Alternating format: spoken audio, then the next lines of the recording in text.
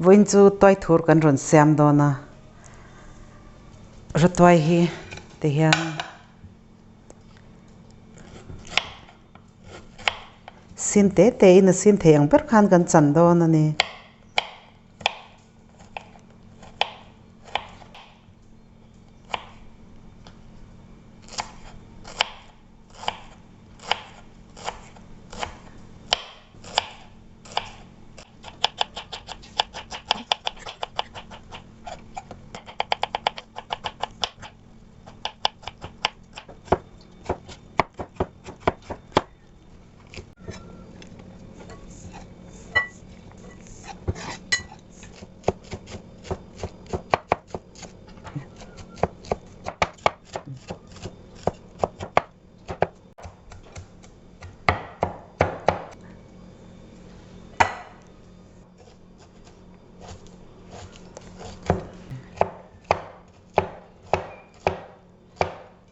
kan ratuai po kan lo chan zo to a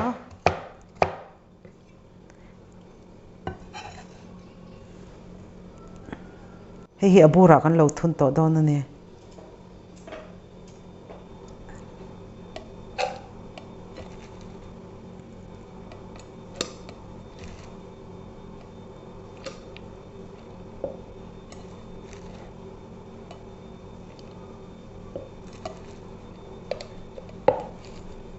ti hianin kan Tuaithur tur hi kan zuk so muk don ani ta hianin chi kan tel don lo chi tel po khana thei thawa chi tel lo hianin arim te hi ananep dewin ka sha a nia pholo chi ang khan kan don ani bom hi airtight kher po kha angai lawa kan nei lo point ama hi sarang chin nan te khanin a thei ani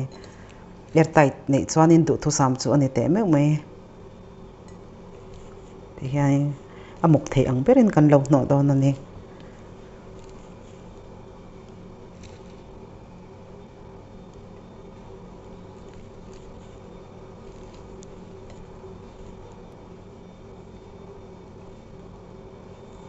ti hian hi kan lo thun zo to a hi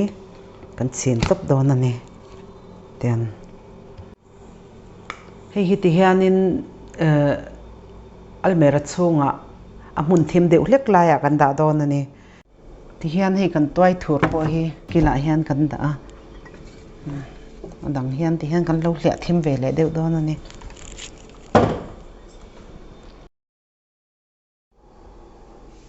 kan Tuaithur po kha voin hi akar khatna nia hi kan lo hong to don ani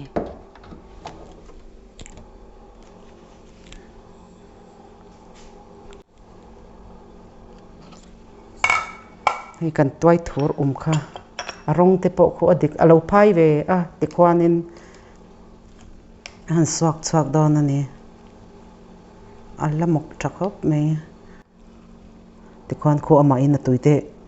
aron tling to a arim po hi tui to lu to ka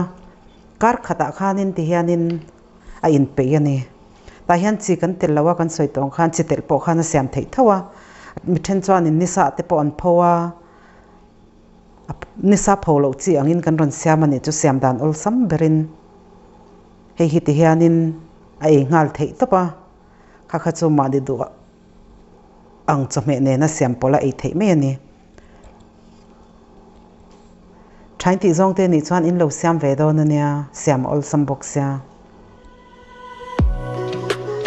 ka channel min lo thler saka wangin ka lo me